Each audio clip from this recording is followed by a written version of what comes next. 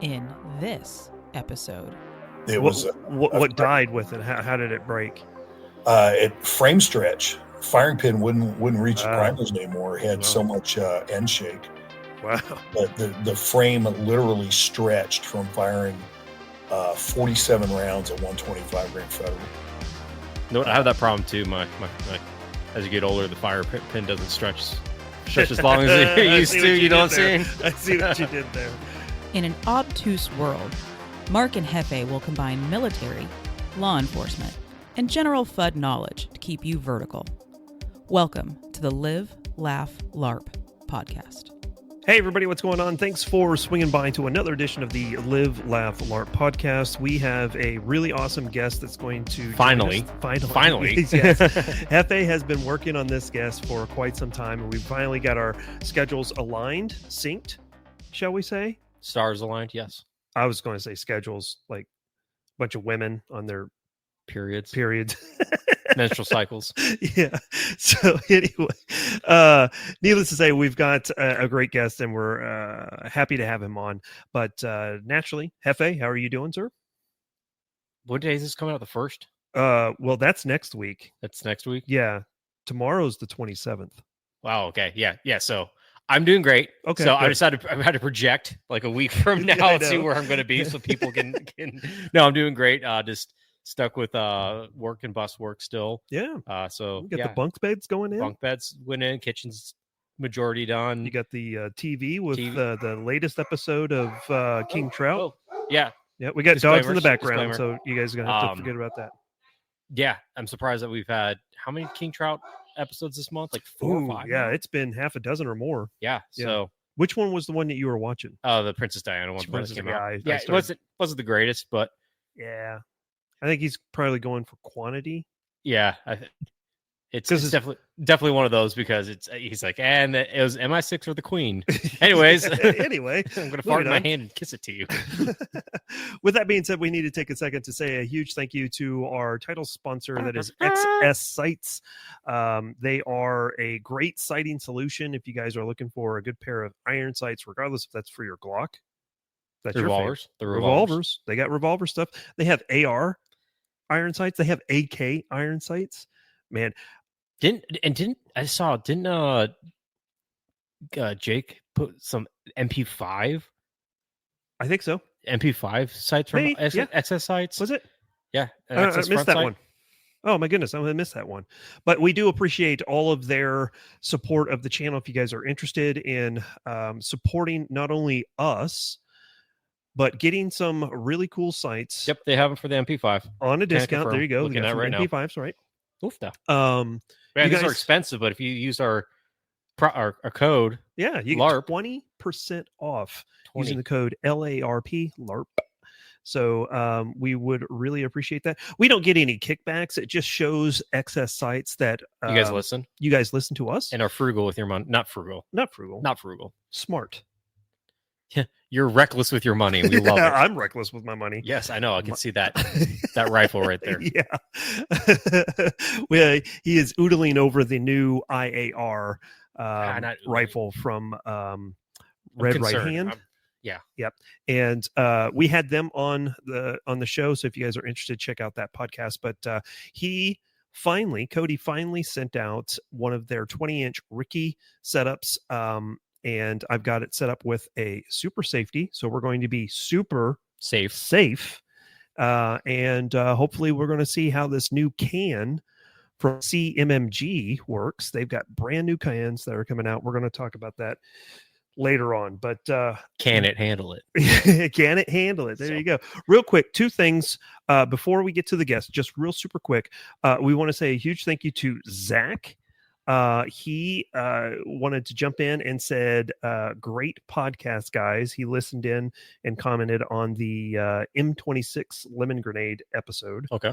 And then Jay Smith jumped in and said comments and stuff. Oh, nice. Yep. Still a noob getting this is just 2 days ago. Still a noob getting other hardware together, but those Mantis kits for the AR sound pretty cool. And that was on Jake's episode for Mantis. Which one? So we had first one. It was the first. He was one. our first returning guest. So yeah, he was our first returning guest. But with that being said, speaking of guests, we have the second most prolific law enforcement officer from Kansas. We have the one, the only Chuck Haggard. How you doing, sir? Doing okay. Thank you so much for taking the time. You're a busy man, and yes, I know trying to get your schedule lined up to have you on a podcast or interview or whatever is sometimes daunting, and we appreciate you taking the time. Yeah, no problem at all. I'm just sometimes lining up schedules is a little tough. Mm-hmm. Yeah, for sure. So let's do the basics. Who are you? What do you do? William April used to chide me about being bad at retiring. Okay. 38 years into being a law enforcement officer. I retired after 28 with Topeka. Had a wide variety of roles there. I'm currently, I took another job for almost 7 years at another department. Rage quit that because of incredibly toxic leadership that is unfortunately epidemic in many agencies. Now I am part-time with my local sheriff's department. It is one of those signs that you're getting old when the sheriff of my county is one of my recruit officers from back in the day when I was an FTO. Ooh, okay. Yeah. And I'm a part-time officer for a local PD as well, just north of my area.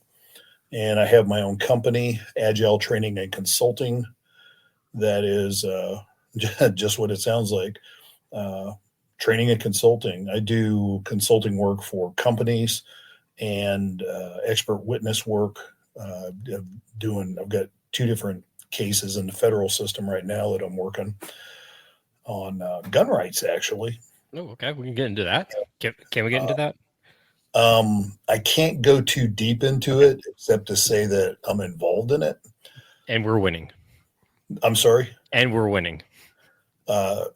Maybe. I don't know. We don't win sports. We're hoping. One of them's in California, and we just had there's a very similar case that just had a pretty good decision being made in the 9th, which it's weird for me to say that the 9th is made a good decision on Second Amendment rights, but it's true. Okay. Then the other one's in the state of New York. So as far as gun rights, states that are negative to gun rights, they're on the part of what you would think of as the usual suspects list. But I can't get too deep into those right now because they're still in like we had discovery on one here a while back, and there's a lot of legal stuff going back and forth, and the attorney I'm involved in oral arguments on some of this. So, you don't want to compromise cases. No. And I do a lot of training. Used to do mainly military and police stuff. Almost 100% of it was agency or military. And then since I've retired, it's slowly flopped to where virtually 100% of my training is not cops. And actually, I'm pretty happy about that.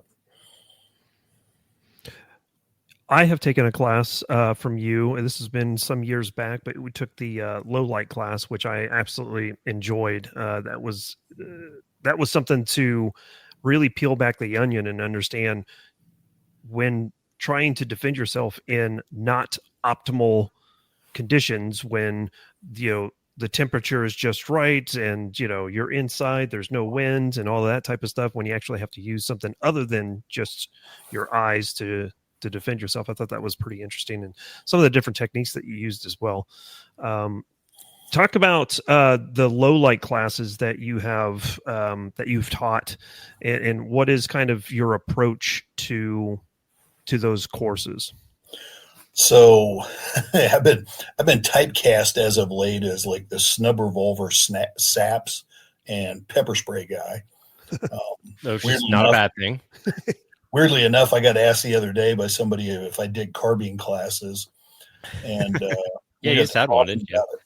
We got to talking about it, and I told them thinking in my head, doing the math, I have been using the AR-15 system or M16 system, if we look at it as a family of weapons, professionally for, hang on, I'm doing math and numbers are hard, 47 years. That's as many years as I've been alive. Multiple armorers courses, multiple, high-speed training courses. Some of my mentors are guys like Pat Rogers. So yeah, I'm very conversant with AR-15s, with carbines in general. The whole concept of urban carbine and practical carbine, that sort of thing. I probably wouldn't teach a long range class right now because some of my information it's a little bit dated, but like I'm a school trained sniper, been to, U.S. Army sniper school, used to do a lot of that. And then low light, I was working with what was at the time the original Surefire Institute that was stood up by Ken Good, who's a retired Navy SEAL. And then that morphed into Strategos International, which is a company that still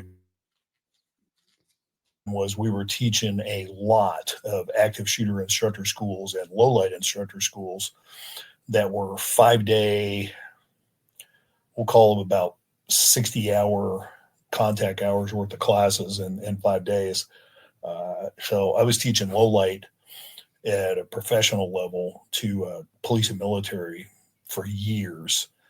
So what you guys saw, or what you saw in that the 4-hour block that we did over, I believe that was the indoor range at Integrity in Lawrence, wasn't it?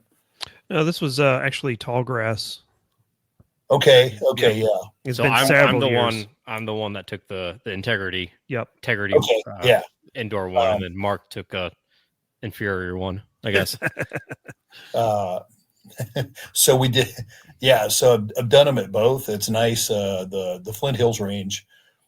I do that because it's a fundraiser for the foster kids camp. I split it with them half and half, and it's a nice range out there. And then we could do things like shoot after hours. Nobody complains.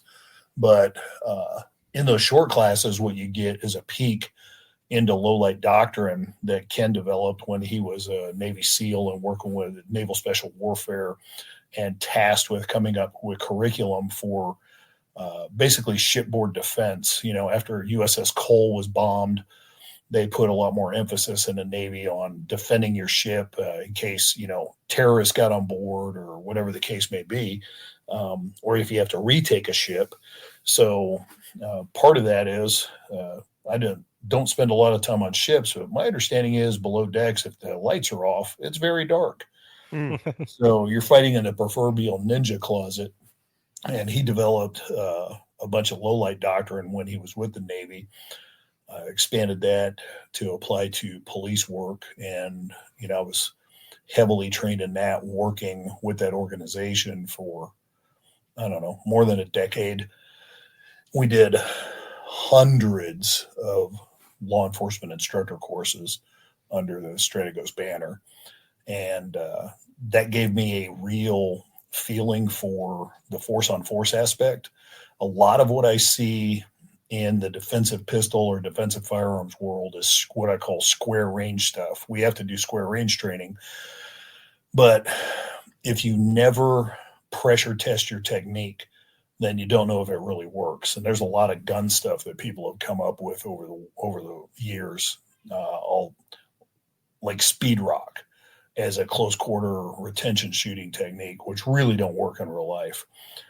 My analogy would be if you don't do force on force and proof like your low light techniques and that sort of thing, if you're just in a shoot house or if you're just on a square range, then you're not pressure testing it. So my analogy would be people used to argue what was the best martial arts, like my Taekwondo can beat your crane style Kung Fu, that kind of thing.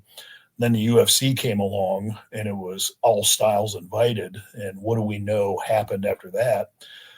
Was everybody distilled down what works to a solid striking art like Muay Thai or Western boxing, and then some form of jiu-jitsu or judo. So you got to have a grapple game, you got to have a striking game. That's what it basically distilled down to, because pressure testing weeded out all the BS. doing force on force in a low light scenario will quickly show you where the flaws in your theories and techniques are. Yeah, for sure. And in the low light class that I took with you, the concepts that you provided in trying to see what is happening, say, like down a hallway without giving away your position was actually really interesting. And some of the techniques that you used there was enlightening, to say the least. Nice. There you go. I just enjoyed watching Chuck slide around with a disco ball in his hand. That was pretty fun to watch. So I'm gonna take a couple steps back. So you've been law enforcement officer for 38 years, long illustrious career. How did you get started and why? So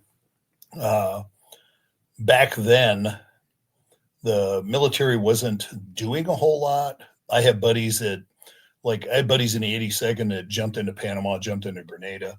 Mm-hmm. Regular Army wasn't doing much. I was a 19 Delta at the time in National Guard. I was thinking about what do I want to do full time, and I was looking for something action oriented, and I really like guns. My dad was career Army. He fought in Korea, 3 tours of Vietnam, ended his career as a Huey and H-58 crew chief. So I spent a lot of time growing up around Army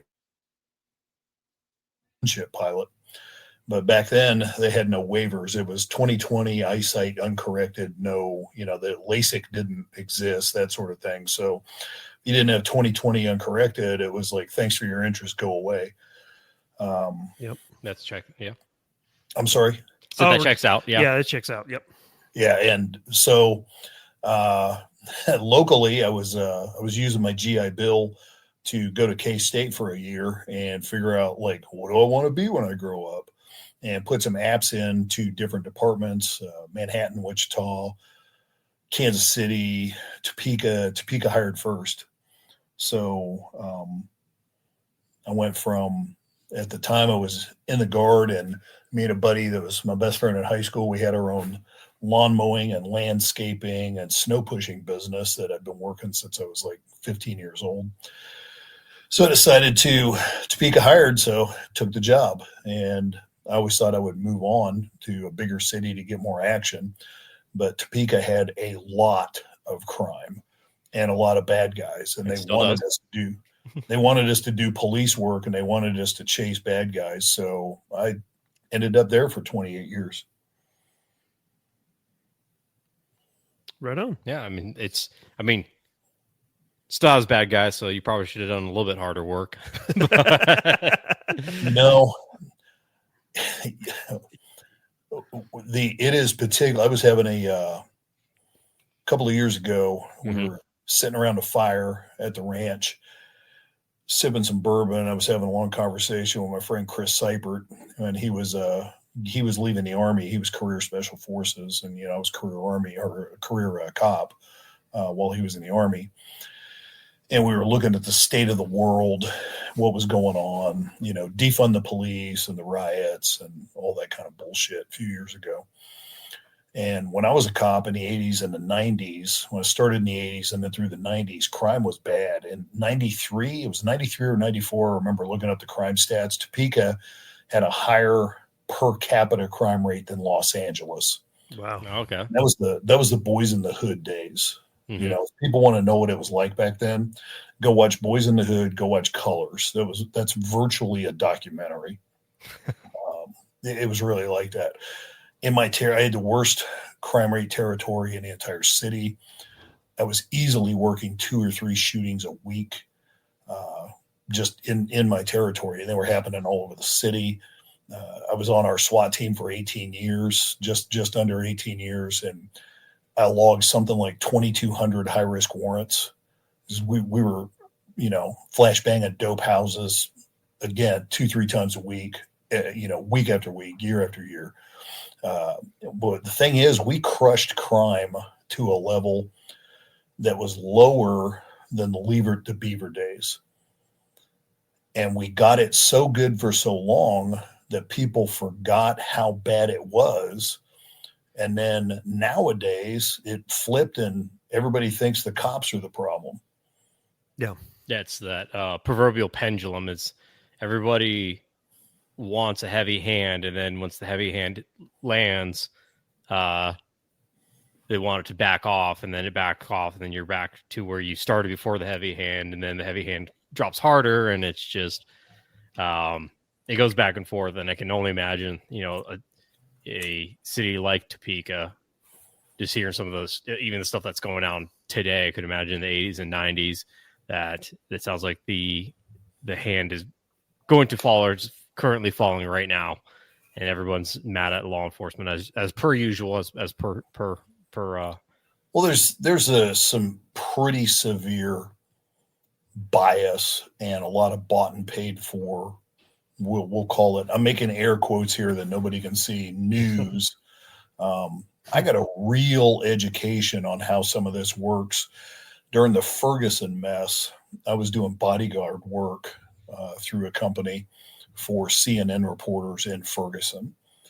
And I got to watch them firsthand as a bystander creating propaganda from scratch. Say it ain't so. No, that Chuck, come on. You guys watch some of the you guys remember some of the videos of all that, right? Yeah.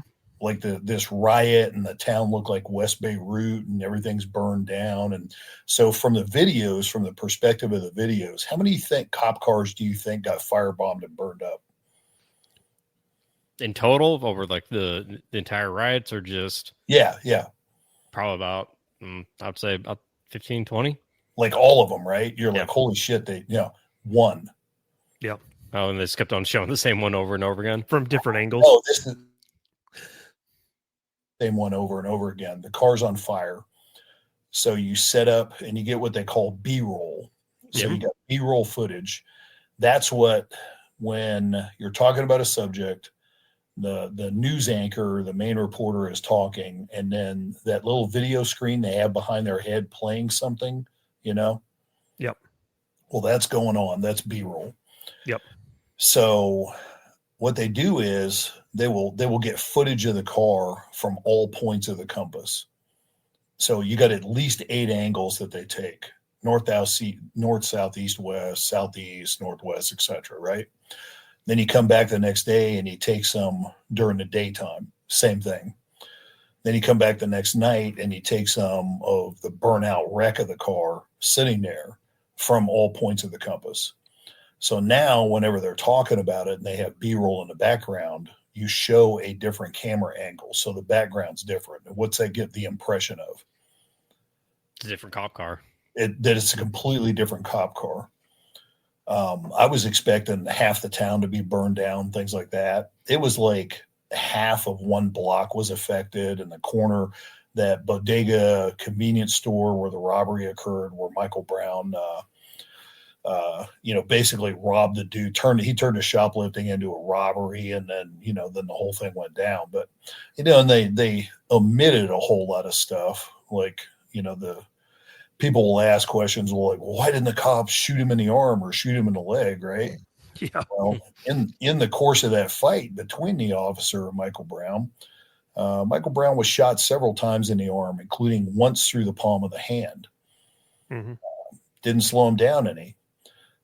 Things that they left out were epithelial DNA of Michael Brown were on Officer Wilson's gun. How does that happen? Yeah, because he grabbed for it.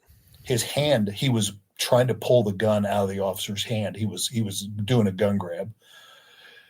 I also point out that one of the bullets went through Michael Brown's arm, exited, and came to rest inside the driver's door of the cop car. How does that happen? He was in the car. I see. Okay. So you got a really big dude who is physically violent, has a history of physical violence, strong arm robberies, attacking people, attacks a cop, does a gun grab, beats him in the face so hard he gets a concussion and it breaks the orbit around his eye socket, ends up shot in the middle of the gun grab. And then nobody likes that because he's, quote, unarmed, and they have to turn it into something. Yeah. Mm-hmm. Yeah. All of this is a manifestation of Cloward Piven strategy. If anybody wants to look that up, it's propaganda created for a purpose, Mm-hmm. and it's done for a specific purpose, and that's for destabilizing society. Oh, we don't see that ever I happening. wonder why anyone would ever want to do that. Anyways, numbers coming along. No, we it's been really interesting to I remember when I was probably that was 2014 was 14, 16, somewhere in there. Ferguson. Yeah. No, it was earlier than that, wasn't it? No, it would have been about that time because Obama was still in office. I want to say it was right about 2014, 2015. Okay. And there. Yeah, the new hot term is fifth generational warfare, about how destabilization operations are like the new battle space rather than like conventional forces and kinetic conflict.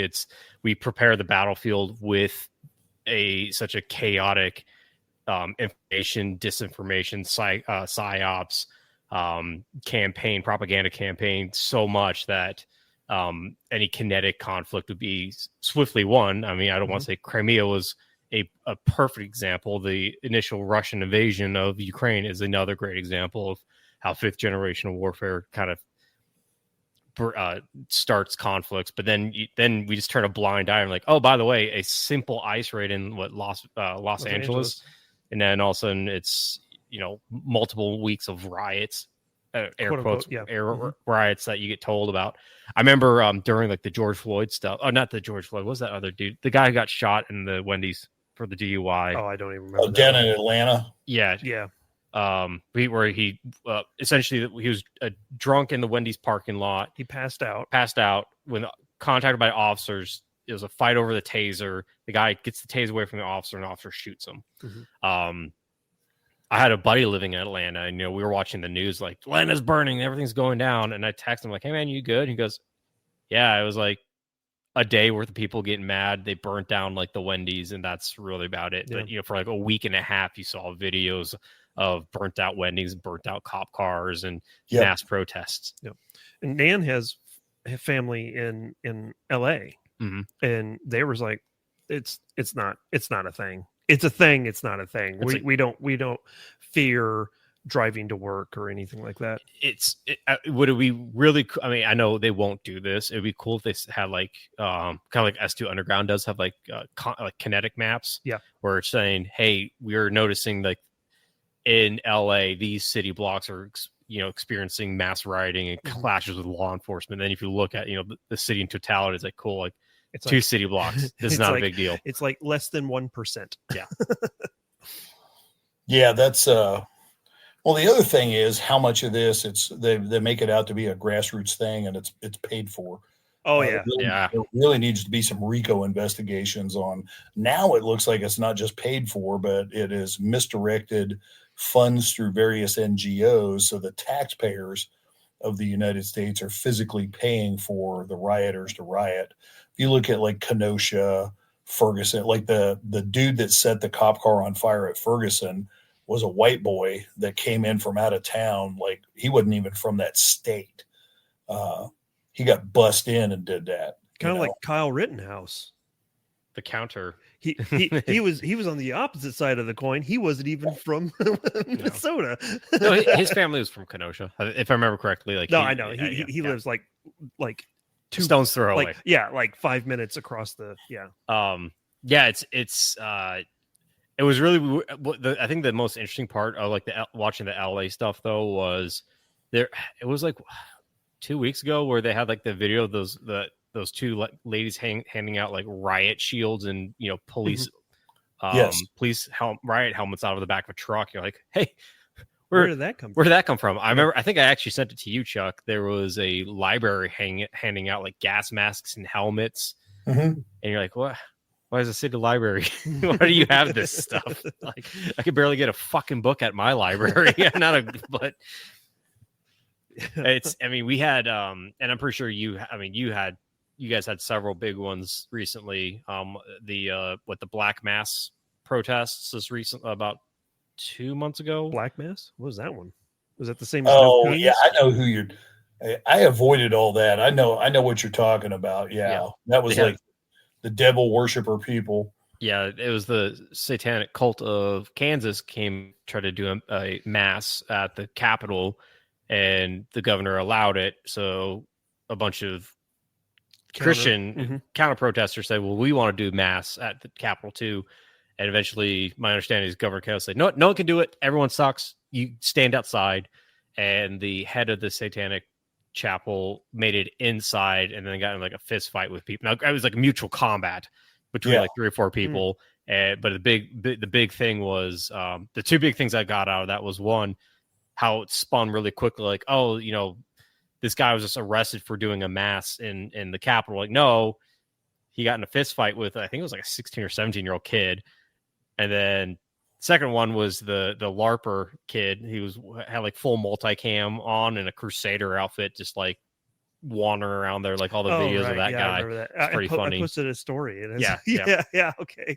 So, but you guys had that. I'm pretty sure you guys had the hands off in the No Kings protests just the past month or so. Well, the current city government is something I am not a big fan of, nor am I a fan of how they interfere with the. I wouldn't be able to be on. It's not the department that I worked on, and it's not the department that I left. It is being heavily micromanaged by elements within the city government. Yeah, I can understand and empathize with that a little bit too, because just a few years ago, I mean, I'm talking 2, maybe 3 years ago, if you would have asked me would I've ever consider going back into the military, I would have said absolutely not. Just the way that the military has changed from the time that I've gotten out in 2013 is to a point that, yeah, I have no interest in being a part of the military anymore because it's so difficult to get anything done. It's so difficult to maintain discipline and order with a lot of the different, MOS like families because they've just allowed, the rats to run the kitchen, not to call anyone a rat. It's just a metaphor, people. Don't get upset. I'm just saying, when the prisoners run the prison, you're not going to be able to maintain order and discipline, which then I think is also something that was done to undermine our military strength and to project us as being weak, to then also possibly maybe allow things like Russia to invade Ukraine. I don't know. But anyway, that's... that was that. Without going into too much about Russia, Ukraine, I apologize for bringing it up. No, that's good. Power Vacuum Plus, Lambridge to Sevastopol, the Russian base, the Russian naval base for their Black Sea fleet. Man, wow! I have like 1 beer and I'm already slurring. Yeah, good job. Yeah, good job, me. I'll drive you home. Yes, caused all that, but we aren't talking about Russia, Ukraine. We're talking about saps, snubbies, and pepper spray now. Yep. So there you go, Chuck. What's your favorite snubby right now? What if I'm going to and go? Why is it the 632? Well, I'm going to my local gun store and I'm going to buy a snub nose revolver. Which one is the one I'm getting? So and why is it not the 632? It is a 632 or 432 if you depend on the color. As Pat Rogers used to say a lot, mission drives the gear train. So depends on what you want to do. Are you looking for a pocket gun, ankle gun, something to carry at waist level? Is it a backup gun? Is it a primary? Is it a coat pocket gun? Whatever the case may be. So you look at what you want it to do. Previously, I had carried 642s and then Ruger LCRs in 38 for a lot of years. And when the 327 came out, because I'm starting to have arthritis issues, and I've had off and on issues with carpal tunnel. You get old, you get beat up. Recoil sucks. Part of my problem was I used to think recoil was fun. So back in the Magnum revolver days, when I carried a 357 Magnum at work, I only shot 357 because that's what you did. Fight like you trained, that kind of dumb stuff. So I've fired tens of thousands of rounds of 357 Magnum over the years, 44 mags, and then big dumb rounds, 4.54 Casols, 500 Smith & Wessons, things like that. And, I've got damage from the mileage over the years. So recoil's not fun anymore. I was getting to the point where shooting C-post course 50 rounds out of an airweight snub, a couple of times a year was just like, man, that's not fun. Hand stings the next day, that sort of thing. I had some really good 22 long rifle revolvers, both the LCR and Smith & Wesson 43C. Gave some thought to that. Couldn't find a 22 Magnum that I really liked because of trigger pull, but I really liked the round. And then when the Ruger LCR and 327 came out, I started talking to my friends like Cecil Birch, Daryl Bolke. I'm like, you know what? I think this thing, if you put 32 H&R mag in it, because most of it's loaded kind of on the lighter side, because Charter Arms was the original 32 H&R mag. And they are not, I'll be kind and say they're not robust revolvers and just leave it at that. Delicate. I once had a Charter Arms 5-shot 38 be dead in exactly 47 rounds because I had the audacity to shoot it. And it was federal, wasn't some crazy, Uncle Cheech's garlic soaked or something that were overloaded. It was what died with it? How did it break? It frame stretch. Firing pin wouldn't reach the primers anymore. It had so much end shake. Wow. But the frame literally stretched from firing 47 rounds at 125 grain federal. No, I have that problem too. My as you get older, the fire pin doesn't stretch as long as it used to. You know what I'm saying? I see what you did there. Well, so at any rate, anyways, my theory was 32 mag out of the 327. That would be a neat little gun. And then all of my friends were like, yeah, that sounds really good. And then we had this whole group of dudes that were all buying 327s and loading 32 H&R in it. That really started to take off. And of course, my friends Daryl Bolke and Brian Eastridge started American Fighting Revolver. And they're in with some of the industry, Smith & Wesson and Ruger, the good people at Lipsy's. The wonderful people at Lipsy's. Special edition guns they come out with. So they looking at, neat guns that people will want to buy to increase sales because they're in the business selling guns, 32 H&R models, like the 432 and, the Smith & Wesson UC models, the new LCR that's a dedicated 32 H&R mag. They're all really nice guns. So I would tell you,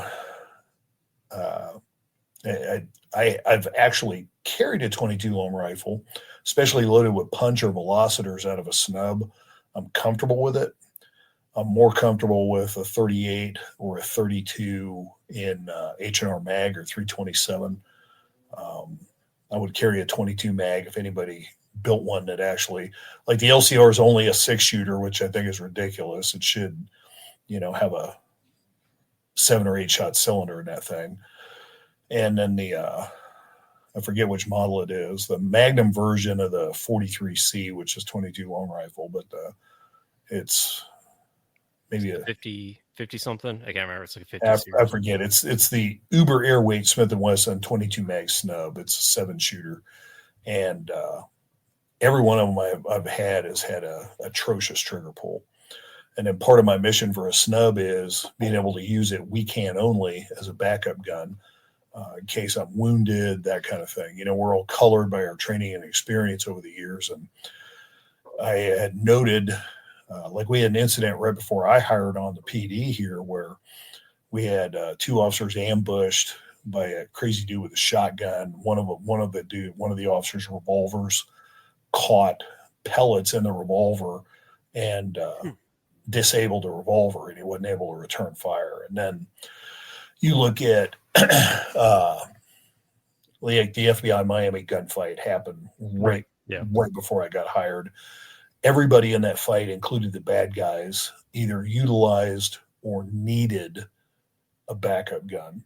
Mm-hmm. Some of them was because like Agent Dove was shot directly in the gun. His pistol was disabled by a 5.56 round. Ben Grogan was shot through the gun hand, and there was so much meat from his hand in his gun that he couldn't get his gun reloaded. Both of those guys desperately needed a backup gun and didn't have one. And I have seen a number of cases where your pistol takes a direct hit and you can't just tap rack and get back on the fight when something like that happens. So one of my criteria for a backup gun is I got to be able to run it efficiently, weekend only. So yeah, that's I have one of the UCs, but with the rear sight for my purposes and the pants that I wear at one of my duty jobs, that higher profile, really nice sight picture rear sight doesn't draw as clean out of the pocket as I would prefer. So my new backup gun is the Ruger LCR and the kind of burnt bronze, I think it is, the Lipsy limited edition. It's a 32 mag LCR basically with the lightweight frame.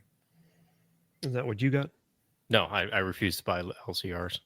Oh, I thought, no, you have the Lipsy. Yeah, that was a 632. And maybe, I don't know if you can convince Daryl to convince Lipsies to make a UC in either 22 mag or 22 long rifle.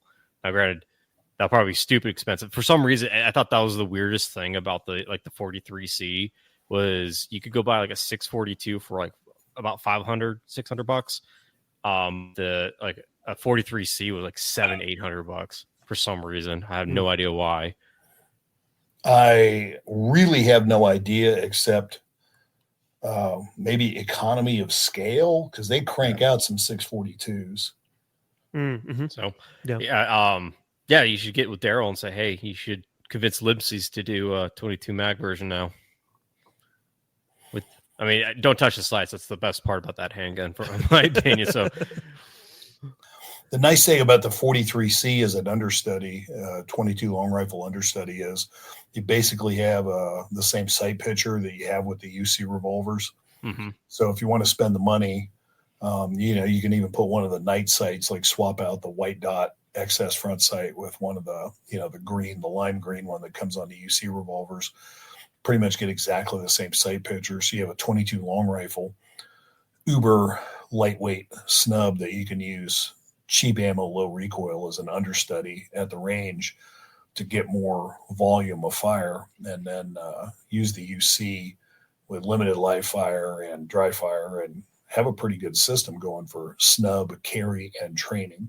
Yep, $1,500 with two micro revolvers, but no, I'm the same in your camp. I actually on duty carry a 360J that I have mutilated beyond all recognition, but luckily it has the pinned front sight, so I actually have like an excess big dot on it.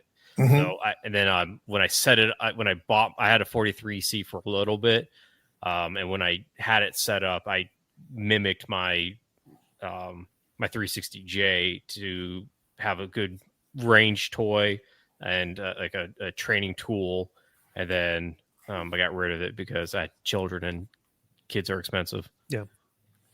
Is Chuck, in your opinion, based off of your experience in law enforcement, things that you've seen, calls that you've been on, is 22 Magnum a viable caliber for backup, for even for some small framed or ladies out there that are looking to get into something inexpensive, easy to use? I hate to put them in that camp of, go buy a revolver, but is a 22 Magnum a viable option for personal defense? Now it is. I'll tell you this: that whole pendulum swinging thing we've seen before. We talked about before. I mean, it used to be, it's lady goes into a gun shop and it's here, little lady, this is all you need, and Right. they want to give them a 25 auto or snub-nose 38, and that has become kind of a sign of. I'm not big into labels and things like that, but people are throwing around terms like FUDs and, Right. bad gun store advice, things like that. Right. Then they're like, well, don't give a woman a snub-nose 38. That's the absolute last choice for a gun. I have worked with a number of clients where they don't even know they want a handgun. They don't even know what they want to, never fired a gun in their life. So I got to start from ground zero. I have showed up at people's houses with a bag of guns, and I go through revolvers, semi-autos, different styles, different sizes, things like that. I've had a number of clients choose a revolver because they like the simple manual of arms, feel more confident. They can't accidentally leave a round in the chamber while the magazine's out, that sort of thing. They're very comfortable with loading and unloading. And the idea that it's an expert-only revolver, absolute BS.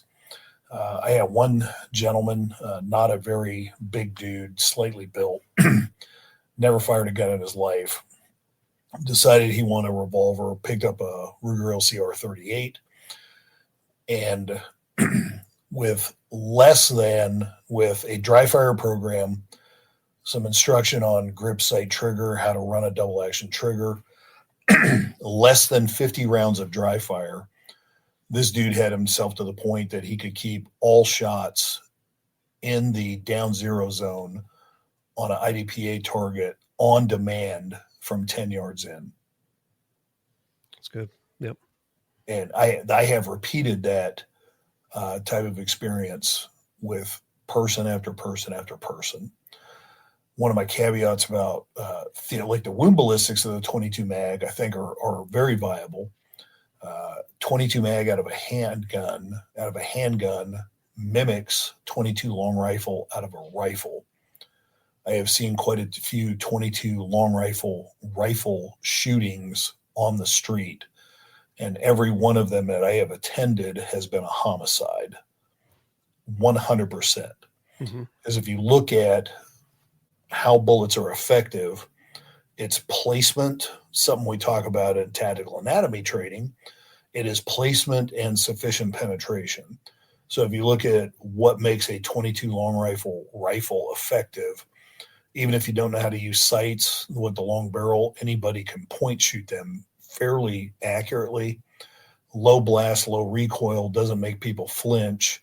So you have a bullet that penetrates more than sufficiently to get the job done. That makes a 22 rifle a very dangerous thing to be downrange of if somebody's holding it and shooting at you.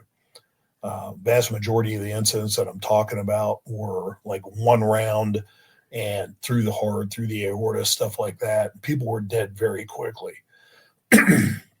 So the wound ballistics of the 22 rifle is mimicked by 22 Magnum out of a handgun.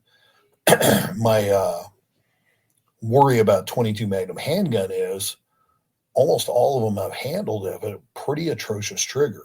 So if you're going to a revolver because, let's say, you have arthritis, you have trouble racking a slide on a semi-auto, you're probably also going to have trouble with a 22 Magnum double action trigger pull. Yeah. So that being said, one of the things I like about the 32, you can get even slightly better ballistics out of a very low recoil 32 caliber like Smith & Wesson or H&R mag, say a wad cutter, out of a revolver that you can get a much better trigger pull out of. So okay, my favorite defensive 22 Magnum revolver would be a 32 H&R. Okay. Yeah. We keep on going back to it, the 32 H&R. And it's actually kind of, I think it's just kind of interesting to watch, I guess, culture around like the defensive carry of handguns.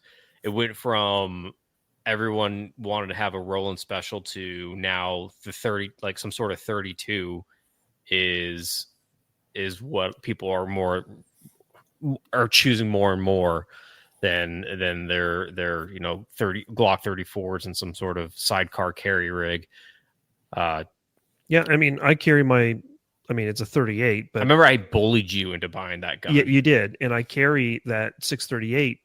I would say probably 51% of the time.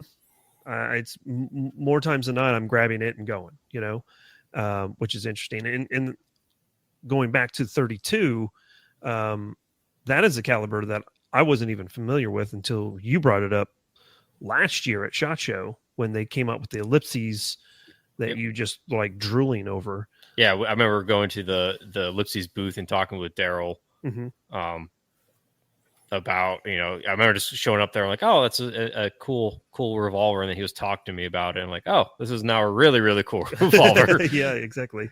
So what makes between Jefe, yourself, and Chuck, what makes a 32 H&R? So, I mean, I'm familiar obviously with 25 ACP and 32 ACP, but what makes 32 H&R so prevalent? I mean, why should I care about that now? Because I told you to. Instead of a 5-shot revolver, you get a 6-shot revolver out of anything that is J frame sized. Okay. So like the 642 is a 5-shooter, 38 special. You get the 32s that are they become a 6-shooter. So you get one more round. That's always a plus. You get, I would estimate, half or less than half of the recoil, but you get equivalent penetration. Do you have a slightly smaller caliber, crush cavity? Yes, you do. I think all of these fall under what Pat Rogers, like I was AIN for Pat Rogers at a pistol class up in Iowa. And during lunch, the whole class was talking, and we're talking about, he was telling stories about NYPD, and he had his photo album out, and he was carrying a 38 revolver. And one of the guys in class said something about, how 38 revolver wasn't powerful enough, going to get you, proverbially killed in the streets. Mm-hmm. And Pat never had jagged hollow points the whole time he was a cop. He went from round nose lead to semi-wad cutters to when he had a 9mm, they were issuing ball ammo. So he told the guy, you know what, that 38, he goes, it worked pretty good if you could shoot. And the secret is none of it works if you can't shoot. If you shoot people around the edges, you don't know where to place your shots, you don't hit effectively, pistols don't work. Me and Claude Warner have conversations about that. People constantly say, pistols don't work. Well, until they do, because you know what you're doing. I can point to case after case after case where you have a 1 or 2 round event, the bad guy's immediately disabled because somebody knew how to shoot, where to shoot, and they had a bullet with sufficient penetration to hit what they needed to hit to get the job done.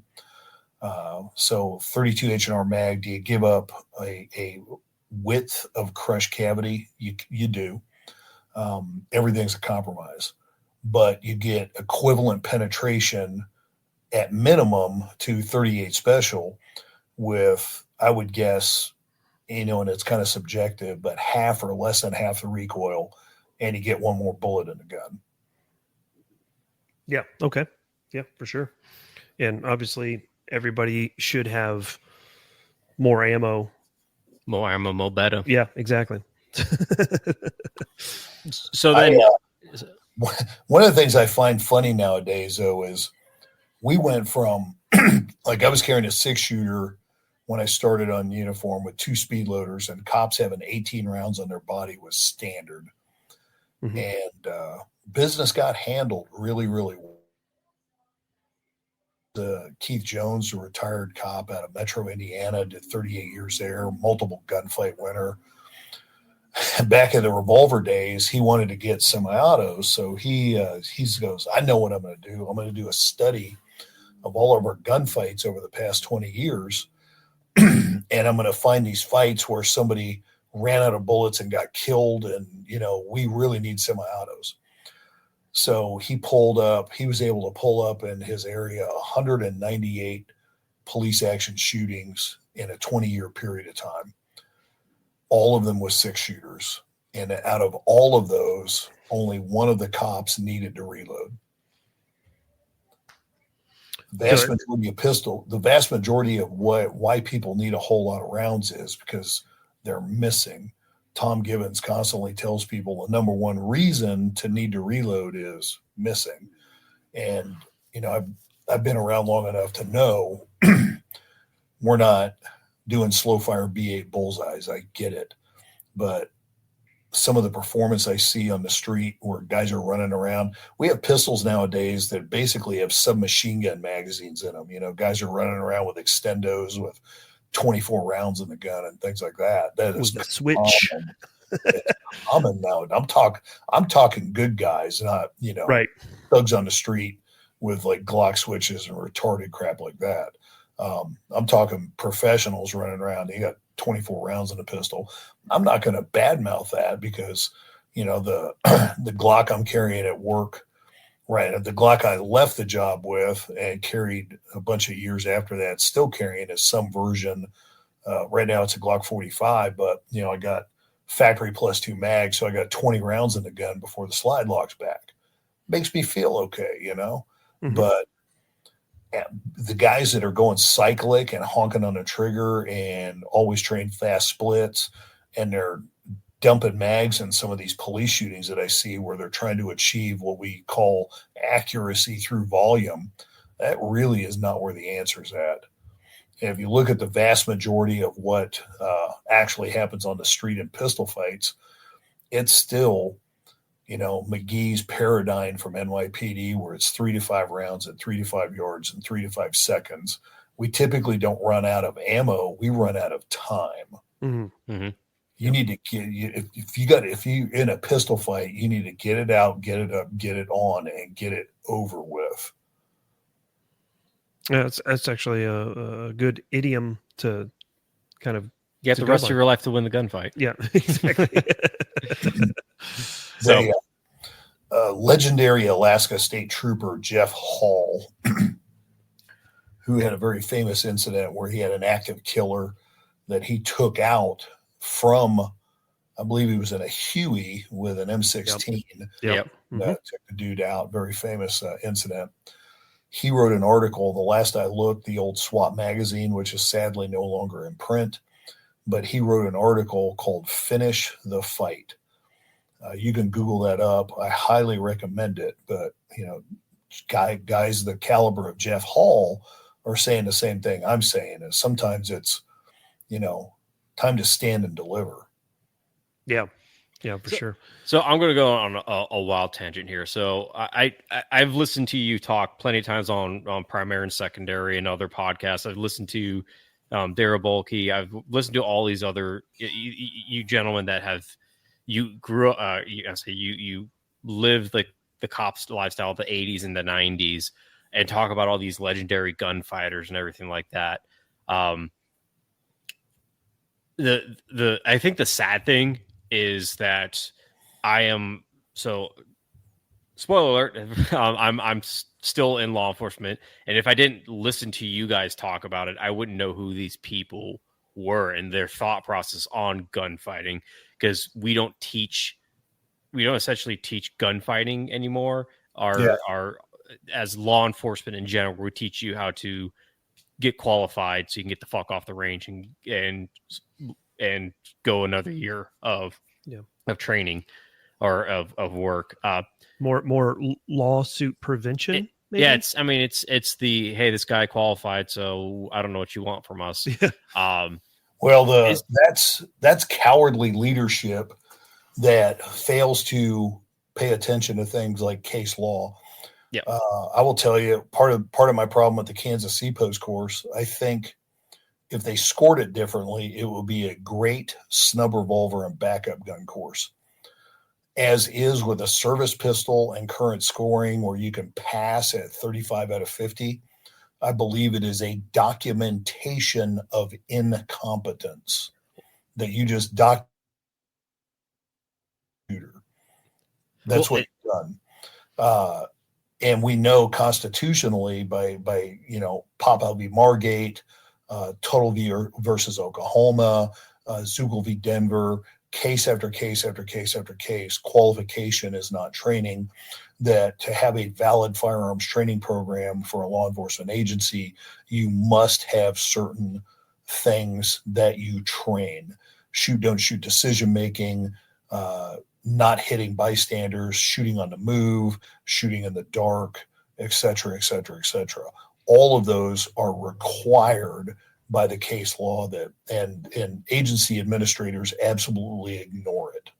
Yeah, it's the sad thing is we have, I'm just going to speak from our example, and you and I will talk about it later. Is we have in a calendar year, we have 14 hours of firearms training, and that's it. And that's not range time. And that's not range time. I mean, part of it is. No, 14 hours of range time. Oh, okay. In a calendar year. Yeah. Which we're still, and you and I will talk about this later, about how to argument it. But what I really wanted to get back to was, is there a I don't want to say library. I don't know what to call this. Is there like a place where all the information is kind of gathered for these like the people that have lived these gunfights and done their research, where to go find them and hear their stories in a more condensed place instead of just spatterings here and there on Google? No, sadly not, unless you got somebody does the work of putting together an anthology. You really have to hunt and peck for this stuff, and then some of the books get out of print. I'm constantly recommending, and some of the historical stuff, like Bill Jordan's No Second Place Winner. How do we get to be here?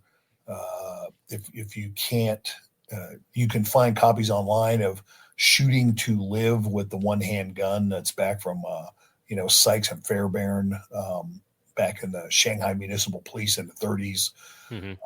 That's a treatise. Hell, I mean, one of the things I point out is in the 30s, the Shanghai Municipal Police knew that you had to rotate duty ammo on a yearly basis. And I see local departments that will issue out duty ammo, and 10 years later, they want to act like, well, it's fine, Yeah. But at any rate, unfortunately, you have to do a lot of the modern version of sitting around the campfire with the old warriors talking about this stuff to pick it up, because there is no compendium of knowledge where it's all in one library, which it probably should be. Yeah. Yeah, it's there's your $1 million idea right there. It's probably not $1 million idea, because it's talking about Revolvers. Now, it's like if I did a Ben Stoker's content, then it would have $1 million. But no, I'm just saying, like, if you were to sit down and start finding these articles and just kind of, put them into a book, take these stories. I'll just put it in Chat GPT and have them. There you go. Sell it. We do have a local that did that. So has a book on Amazon that's 39 pages. There's all his ramblings about that he put through Chat GPT to include the cover, and sells it.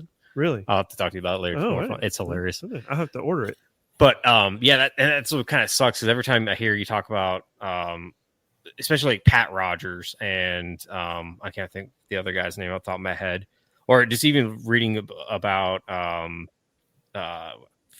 Fitz. I'm blanking out his name. Fitzgerald. Yep. Yeah.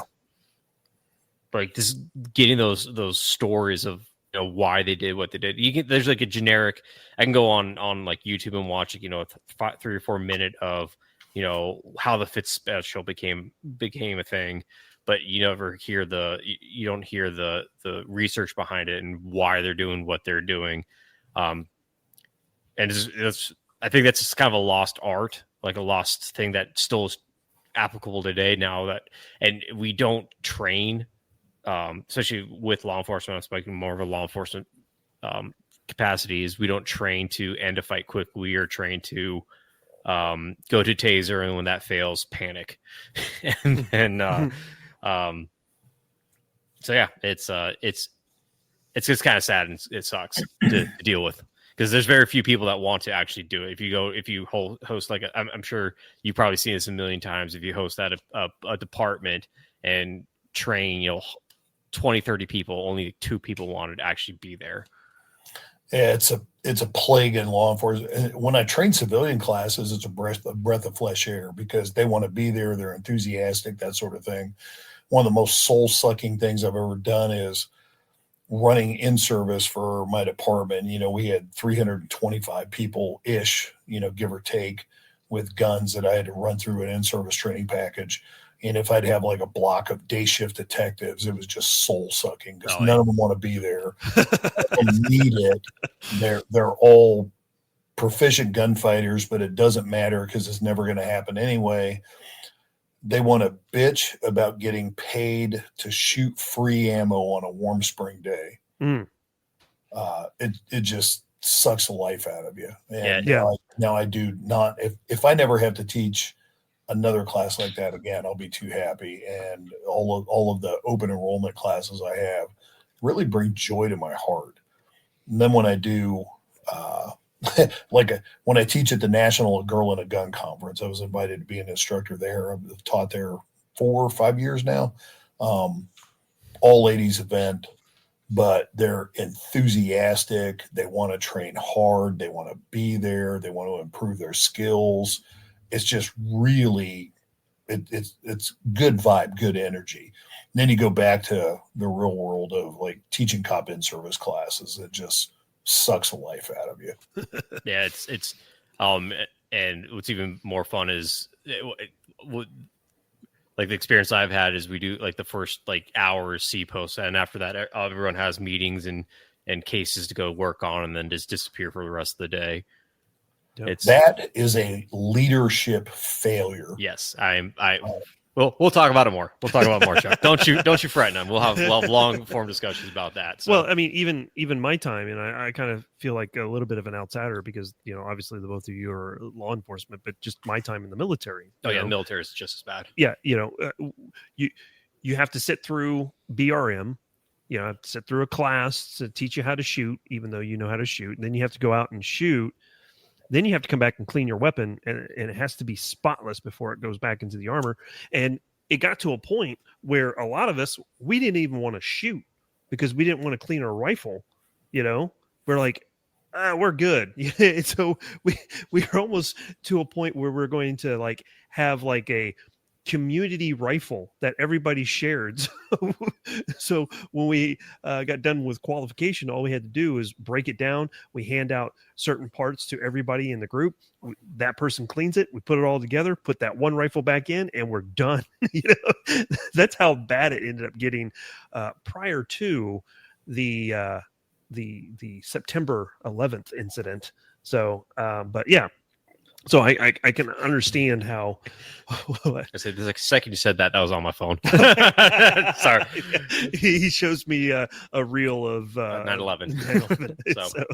So, but then once 9/11 happened, then things became real. Obviously, for us in the military.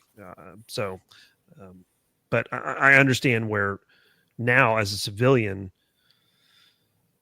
I appreciate going to train and having instructors that like to train. And I'm gonna just like caveat this. There's a different breed of person that it has to be forced to be there, and it's just mind-boggling. Like, I'm paying you to be here. I am paying you free ammo, and all you got to do is shoot. That's all you got to do. And then those are the shittiest students. It's the people that are like, hey, I paid like a shit ton of money here. I flew here. I spent drove 10 plus hours. 10 plus hours. I got a hotel. I got a third mortgage on my house just to take this class. I'm excited to be here. Just because of the ammo. Yeah. So, yeah, training is a fun thing to get into. Well, and I think now, Chuck, you could correct me if I'm wrong. You're obviously, wrong. probably, 25 years ago, I don't know what the training for civilians was like.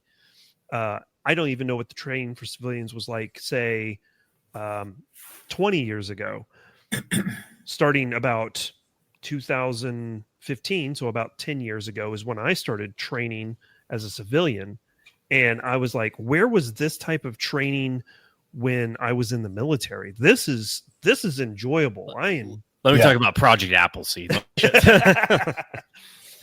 Yeah, well, if you go back far enough, to my knowledge, Jeff Cooper was the first person that opened up an open enrollment school. And if you wanted to get,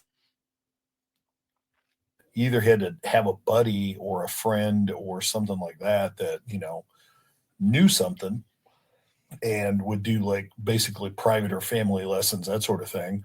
Or you had to join the police or the military. That was your only options. Right. Or figuring it out on your own kind of thing. We are in a training renaissance right now, the likes of which the world has never seen. I don't know. Maybe when I put my history nerd hat on, I remember living in Europe as a kid, seeing some of the manuscripts and things like that. I'm guessing, parts of the Middle Ages, they had like fencing schools and things like that were super popular. A lot of people participated in because that's what men do was, they would fight with swords. So I guess there was quite a bit of that back in the day, but it's like the cyclical things in human history that fell out of favor until, it kind of came, the martial art of firearms became popular in the past. Yeah. Interesting side note. The Germans, if you look at some of the higher ranking German officers, you'll notice that a lot of them will have a scar on their face. And that was from them fencing without their helmet on. Yes. And whoever drew first blood, it was like a badge of honor. I was about to say exactly that. It was kind of a badge of honor, like a macho tough guy kind of thing. Mm-hmm. That was the norm. Yeah. It's interesting how things, again, the pendulum is swinging, and we have different sects of men out there who, obviously individuals like us who are looking to go shoot competitions or looking to train or just be involved in this. Whereas then you also have a large segment of society, men in the society that could care less, and they're like, oh, I'll just call the police if something happens, and they just kind of live under their own little rock. And I'm like, I could never live that way. Well, it's not just that. It's, excuse me, my allergies are really acting up today. It's not being ready for emergencies, not just personal violence, but, one of the things I was disappointed to find out, some of my friends were, three of the guys that I used to work with I was out of town teaching, but they told me about the event. They had an IDPA match and they're tearing down the match as you do, and everybody's carrying stuff over to the target shed. And one of the dudes that was helping one of the match attendees just falls over, has a heart attack. Jeez. The only three people in that group of like 30 dudes that knew CPR were the three cops that were there. Mm-hmm. So that's his medical support. And, Cap City Gun Club's out in the boondocks, mm-hmm. west of Topeka. So it took a while to get the ambulance out there, but literally saved dude's life. So I think if you're going to be a well-rounded, what Pat McNamara calls dude stuff or dude skills, or, Heinlein talks about how specialization is for insects in one of his, forget which book that quote come out of, but, human beings should have some skills. And I really believe men should have certain skills. You should be able to do things like change a tire, recover a vehicle, do first aid, things like that. And dudes routinely in modern times now just fail at the job of being a dude. what was that dude? The Pat McNamara, like Yeah. just basic dude stuff. Basic dude stuff. Yes. Yeah, that's what I was talking about. Stole the term from Pat Mac. But, I recall one time I was in a restaurant, local restaurant here. I look over and a baby in a high chair turning blue.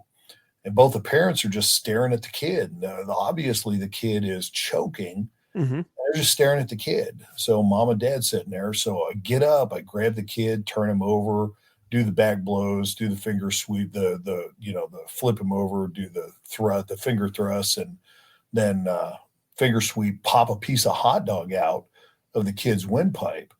And you can hear him start breathing again. And they're looking at me like I'm insane. Kind of chewed their ass. For one, everybody knows you don't just cut a hot dog up into discs and let your toddler eat it. You got to cut it lengthwise too to break up that, so you don't have that donut of skin when they're chewing on the pieces. Mm-hmm. So they set their kid up to get choked to death because they don't even know how to be a parent and cut up a hot dog. Pediatric CPR. Talk about complete failures of being a parent. Yeah. Yeah. We had the Speaking similar of complete failure as a parent, I've had to give my daughter like the Heimlich like 4 times. Oh, really? Now, Yeah. just for, like stupid shit. Like Coriana, same thing, man. Freaking, we were at Red Lobster. We gave her a little piece of the biscuits, right? Yeah. And because those are awesome. And she was young. We weren't sure if she was ready for solid food. We're like, this is pretty soft. We'll check it. And she just immediately tried to swallow it. And you could see that she was choking. Mm-hmm. And I had turned my attention away to grab a drink or whatever. And Amber was like, "Oh my God, Mark, she's choking." And I was like, I just calmly turned and looked and smacked her on the back, and she spit it out. And I was like, problem solved. Okay. That's like my daughter loves chips and queso and does not like chewing chips and queso. And like this happened about, she's like, she was over 2 years old. You were sitting there, she's stuffing chips and queso, and I'm stuffing chips and queso in my face too. And also my wife goes, "Hey, is she breathing?" I look over and she's like blue in the face, like, "Oh no!" And I put her over and smack the chips and queso out of her mouth and we just go about our dinner. And it's just like I couldn't imagine being those parents that just like don't know how to do that. Yeah. Or you see like the I see advertisements for all the time. It's like that thing that goes over the kid's mouth and you pretty much like suction cup the whatever's in their throat out. Oh. It's like a $200 piece of medical equipment that you're like, oh yeah, if your kid's choking, just put them over their mouth and plunger it out. Oh, okay. Yeah, I've seen those. Yeah. Or you can just Heimlich them. Yeah. That works pretty good. I can tell you that I have a laundry list of complaints about my corporate job that pays for everything. But one thing that I will say is they do a really good job of ensuring that any employee who wants to get certified in CPR through the Red Cross does so every 2 years. And I'm very appreciative of that fact. So just chest compressions, baby. Yeah, That's yeah, all you do. and it is. Yeah, chest compressions, and then they do teach you, mouth to mouth, which is really not that a thing much anymore. But if you're drowning, it's good. But yeah, but if you're drowning here, that's if you're drowning here. Well, I don't know, as much rain as we've had. That's here, fair. That's we've had a lot of rain. So, but you get flooded out there in your area there, Chuck? You getting a lot of rain out there? We had. And in the low-lying areas, we had, flash flood warnings, things like that going on. Yeah. That some of that subsided over the past few days because it's been cyclical, big thunderstorms dump in. And then, of course, you get the runoff and then the flash flood kind of goes away. But yeah, the ponds and everything are full. We definitely got over the drought. Yeah, we won. Ha. Yeah, so there's a float trip that I do every year, first weekend of June, and this was down in Tahlequah, Oklahoma. We actually got kicked out of the campsite. Well, first off, the first night we were there was pleasant night. Second day we were there, we did our first iteration of floating. Great, good time. That was Thursday. Thursday night, we had a thunderstorm that rolled through. No big deal. Friday, nice day, beautiful day. Got some of the other attendees out and set up camp and everything. Friday night, another storm came through. A tornado hit just south of us, and then a lightning strike hit 50 yards from my little camper, which was quite the interesting ordeal. And then the Saturday, the campground kicked us out because the river was rising too fast, and they're like, "Yeah, you guys can't stay here. We're going to be flooded out." So it's pretty crazy how much how wet it's been this year. I'm sorry, I am being rude. I was looking up them real fast. Yeah. Actually, I don't know if you saw this, Chuck. Matt Landfair just posted this on Primary Secondary. Their topic tonight is the continual loss of institutional knowledge. Exactly what we just talked about. There you go. So, hey, primary and secondary, beat you to it. I don't know how I missed that one, because that is, I'll tell you, one of the things that that grieves me is how few cops in the cop world know what the word Newhall means. You know, the FBI Miami gunfight is ancient history. Mm-hmm. They don't know what the onion field is. I could go on and on and on about things like that. He who ignores history is doomed to repeat it. That Santiana guy was pretty smart when he said that. Mm-hmm. And, you know, I've been around this long enough. I've turned into kind of a tactical historian. I've had people hit me up and they're like, you know, like we came up with this thing. And I'm like, dude, we tried that in the 80s and it sucked then. But, you know, do we have technological things and stuff that comes up, and we have some changes in how things happen? Sure. But human beings are human beings, and interpersonal violence is still pretty much what it was for the past few thousand years, except we added guns in the past 400. But if you look at what gets cops killed, you go back to the 10 Deadly Sins of Law Enforcement, the old book, Officer Down Code 3, then the shit that gets cops killed nowadays is the exact same shit that's always gotten cops killed. Mm-hmm. It's the exact same stuff. There isn't, you know, nobody's using laser weapons from drones or, you know, some new trend that's like whacking everybody. It's just not just not what's going on. Same thing on the street level stuff. What's thugs and cutthroats and ruffians and, you know, that sort of thing have been around forever.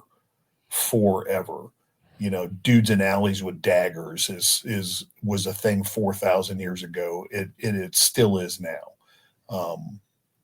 And we forget that, and we forget those trends to our detriment.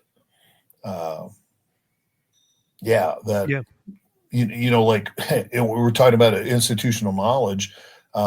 You know, what I know, like I say, I know departments that don't have a valid firearms training program, and part of it is a complete lack of maintenance and upkeep. And they don't want to buy duty ammo every year and cycle it out, even though that's the standard of care in the industry, because, well, it's just too expensive. And it's okay, it's fine. Well, you know, even in the 30s, we knew that was a bad idea. But, you know, people don't know what they don't know, so we keep repeating these same institutional mistakes over and over again. Yeah, for sure. And it is SOP for departments to change out their duty ammo once a year. It's what it should be. It often doesn't happen. So what's supposed to happen is right. Every year when you qualify, you're supposed to shoot last year's duty ammo on your qualifications, because you say I'm qualified on my gun and my duty ammo. Mm-hmm. What happens is they tell you to go put it in a cup somewhere, and you go dump all your duty ammo in a cup, and then you go shoot, you know, 115s, 115 ball. Yeah, 115 ball at your target and score. You know, you barely score, and then or barely pass.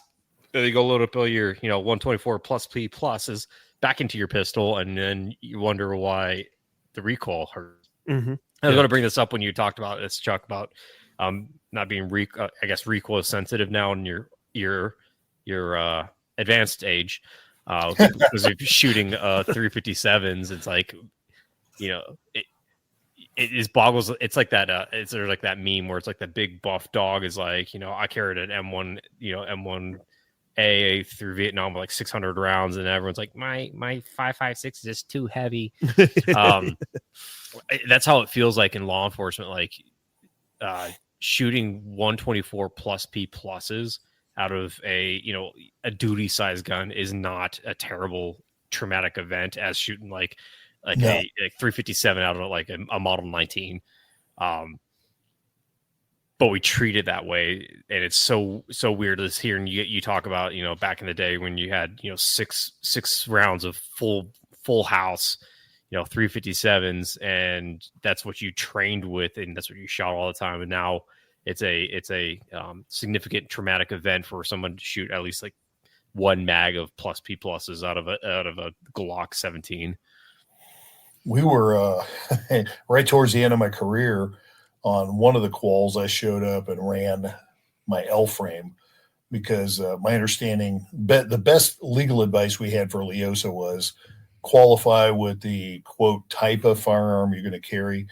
So best legal advice we had was if you shoot a revolver and you shoot a semi-auto on a qualification recognized by your state, that you have qualified for under Leosa purposes, right? So for giggles, I took my L frame. I had a 681 that took to the range, and I just shot full house magnums because I got a bunch of ammo from back in the day. And our old duty ammo, the stuff we issued, Remington 125 grain 357, was full house. It was doing over 1,500 feet per second from my Ruger Security 6. So we're shooting the qual, and we shot a 60-round qual back then, by the way, 18 rounds at the 25-yard line. You actually had to know how to shoot. We're shooting the qual, and by the time we get done, the dudes on either side of me, the young guys, one of them's like, Jesus Christ, I lost points because you kept shooting that cannon next to me. I looked at him, I'm like, dude, you should have been on this range when everybody was shooting one of these.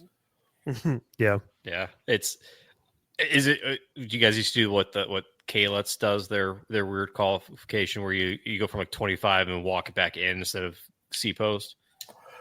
Yeah, it started at 25, and the first event was off a barricade. It was 6 rounds standing, strong hand, 6 rounds kneeling, strong hand, 6 rounds standing, weak hand. So basically, like if you were right-handed shooter, your last 6 rounds were from a left-handed. You could have 2 hands on the ground, but a left-handed grip around the left side of the barricade. That was our first 18 rounds out of the gun, and we only shot 25, 15, 10, and 7. I forget. It was there's a PPC course, like stage. It's a stage course of fire for a standard PPC match where it's a 60-round course of fire. I forget what the course number is, but one of the PPC, like Brian with a Y, will probably be able to tell me exactly what it was if I asked him. But it was that course of fire that we shot, 60-round course. We started from the 25 and worked your way in. So like if you weren't hitting at distance, it was immediately apparent because everybody could see what your target looked like from the get-go instead of working from 3 yards back to the 25. Yeah, that's always the fun thing with C-post is like everyone tries to get your 34 points in before you get to like the 15, 20. And what's even weirder too is it just blows my mind, and it's probably a failure on us as trainers. That we put red dots on guns. So everyone's issued a red dot on a handgun, and even shooting at like a bottle target at 25 yards is a fucking a big ask for a lot of these people. Yeah, and hitting it.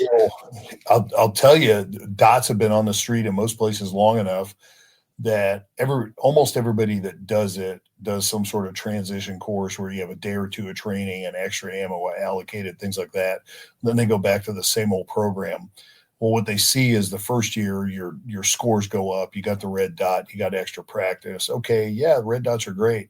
Well, if you have the same old crappy program going down range or into the future, what you're going to see is your hit rates and your scores drop back to what they were before, because the fundamentals of grip, sight, trigger continue to fall apart. And you can aim more precisely, fail to grip the pistol correctly, and honk on the trigger and still throw your shots all over the target. Mm-hmm. Yeah, that's exactly what we saw. Is like we used to do. We did it was a 30-hour transition course brought down to a 10-hour transition course, and the big selling point was, oh yeah, everything was awesome because we saw like I can't remember the percentage increase, and then next year went right back down. And our admin was like, what the hell happened? And luckily the guy, like, we all were telling people like, hey, we can't tell you to go dry fire because then if you claim it as overtime, we're in trouble. But you should go dry fire and practice this stuff. And lo and behold, no one does that, and it goes back to zero. So you would think that a police officer would care about this stuff because that is their, I don't want to say livelihood, but that could potentially save their lives. The hard thing is, and this is what I just seen, and Chuck, you can back me up or say I'm dumb, either way, is it's much like the military, any sort of job that you work, is there's a specific set of tasks that you are like mandated to do, whether you are burger flipper at McDonald's or you're on a full-time SWAT team, going kicking doors every day. You'll have the majority of people say, nope, I've completed the base amount of tasks. I am good enough, and I will rise to the occasion if need be. Mm-hmm. And then you have the very small percentage of people like, no, I'm going to study this craft because one, it's important, and two, it tickles my tisms that in a way that I didn't know that was be able to be tickled.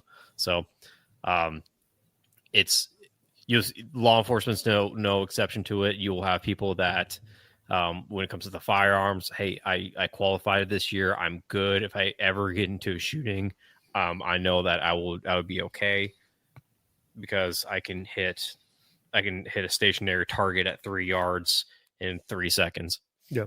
And that was one of the big things, one of the rude awakenings that I got was going to fighting rifle at Tactical Response as the first like carbine course I ever went to, and seeing, I don't know shit about fighting with a rifle, I didn't know about certain things like, remedial action on what should I do if a spent shell casing ends up above the bolt carrier, or even a live round. How do I correct that? I just keep on hitting that forward assist until it goes, So that was a eye-opening experience for sure. Yep. Part of the problem is people don't understand what the real problem is.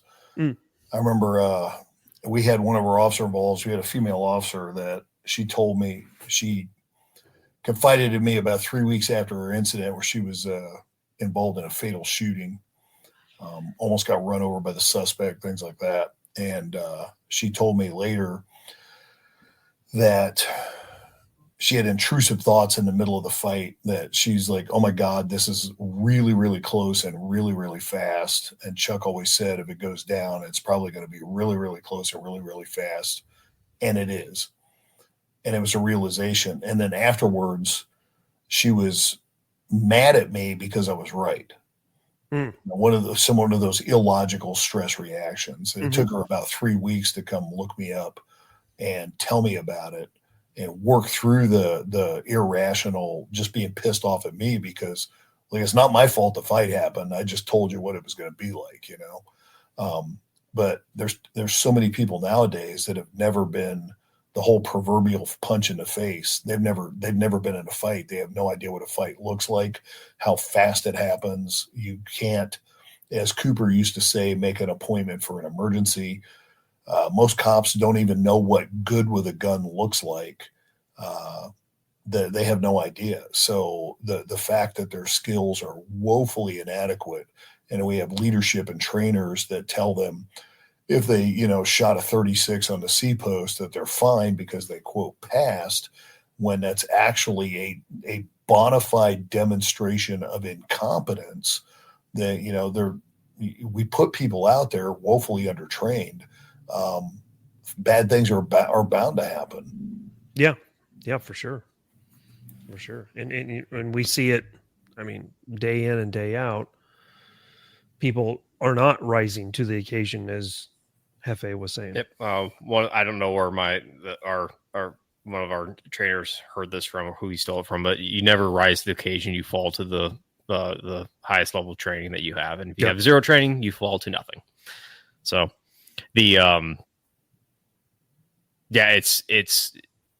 it's probably like the most frustrating part about this job, and it just sucks. There's nothing you can really do about it. You can't chase people's attitudes until they had that eye-opening moment, like, oh God, everything that they've been telling me at the range was true, and maybe I should start paying attention more. Yep, 100%. Yeah, 100%. Yeah. Okay, we beat guns and gun training, I think, to death. So let's talk about OC. Let's talk about the less lethal side. No, so outside of, I guess, being the historian for all these wonderful facts, what else is Chuck Haggard known for? Like, what's the thing that you do that's not gun related that is lesser known? Hell, I don't know. You've been obviously heavily invested in my career for a very long time. Yeah. So, and then a lot of what I do is peripheral to that, like firearms training. I've spent decades being some sort of what you would call defensive tactics instructor, or being involved in, jiu-jitsu, and a lot of, weirdly enough, when I got into training, a lot of people think I'm a gun guy. I was much more into the empty hand stuff and the DT and, ground fighting and that sort of thing is where I was really doing a lot of training early on, because our use of force program at my department was absolutely abysmal and woefully inadequate. So I started going to Kansas City and teaching or training with guys like Jim Lindell at National Law Enforcement Training Center, and, trying to get as much martial artsy stuff as I could find, Muay Thai, jiu-jitsu, doing some boxing, things like Nunchucks. that. I have a friend that was one of the trainers for the Oracut Police Nunchuck system. Yep. That was a real thing. Police nunchucks was a thing. Was it Garden City that did it here in Kansas? They had that for a while. Sounds right. Yeah, I remember when we were at Academy, we had one of the Garden City guys, and he wasn't issued it, but you could still go to the training for it. I think Dodge City had them for a while. Dodge City that had it. Yeah, that's the one. Because that's one of the things. We hired a dude lateral, and I was arguing we should put people through our academy because we had our own in-house academy that was, quite frankly, quite superior to the state academy. And then they decided they wanted bodies on the street quicker. So anybody that was coming from another department, they did a little 2-week mini academy, firearms, qualify them with a gun, put them in the car for EVOC, a couple other things, put them out with an FTO. And I went to my major and I go, are we going to give this guy any use of force training? Oh, no, he's been in the academy. He'll be fine. And I go, okay, what should we issue him for an impact weapon? What do you mean? I said, he's only trained in police nunchucks. We issue PR-24s. He doesn't know how to use one. Should I buy him a set of police nunchucks? Oh, no, we can't do that. So should we send him to the PR-24 class? Oh, well, yeah. The kind of bullshit you deal with when you have people that want to, constantly just squeak by with completely demonstrably inadequate training and unconstitutionally insufficient programs at the department because, it's all going to be fine. It's all going to be fine. Mm-hmm. Yeah, and I think one of the complacency is the biggest thing that we got right back to it. So, yeah, and I actually saw there was another police department that are like trying to bring it back. I can't remember which one, but I saw one of their training videos, and it was like a 2023 training video where they were talking about how not using it as more of an impact weapon, but more as a control weapon. Yeah. That's the whole police nunchuck system. Basically, they did arm traps, and you use the thing as kind of like a set of big pliers or a nutcracker, Yeah. You would get people into arm locks, things like that. There's a famous video back from the VHS days of some protesters fighting some cops in Southern California, if I remember right. They were using the nunchucks, and one of the guys got an arm crank on one of the bad guys, and the guy didn't tap out, as it were, didn't, give up when he had the arm lock applied, and you see a double forearm, his radius and ulnar bone in his arm snap. Jeez. It was a pretty ugly video. Yeah, it's you can apply intense pressure on a limb with a set of nunchucks. Now that's a missed opportunity, man. You should be a nunchuck instructor. I'm Chuck the nunchuck instructor. I did a lot of work with the PR-24 for a long time, and that goes back to the old Tonfa. Yeah, that I think that came out of Okinawa, maybe. Yeah, we will agree with you. Yeah. Yeah. No, we do. We have collapsibles that you aren't mandatory to carry, and we do the monotox system.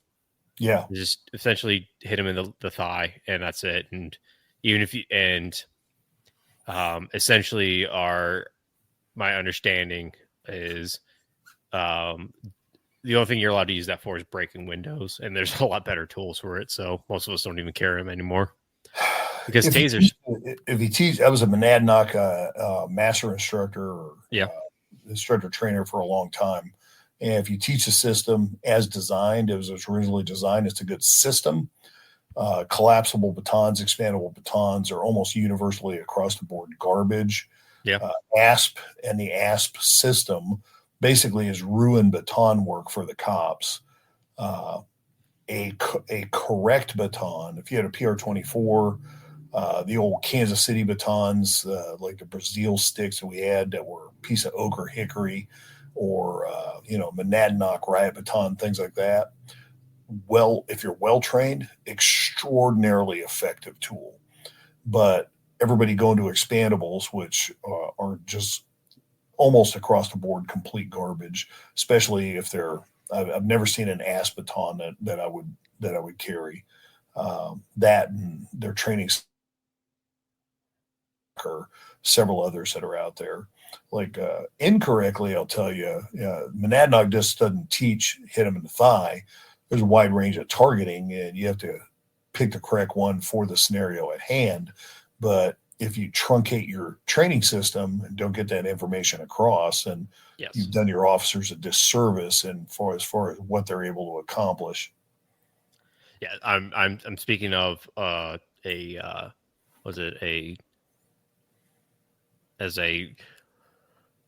what's that term called? It's essentially a sample size of one. This is what we get taught. Sure. Nowadays, it's all a lot of self-reliance on tasers.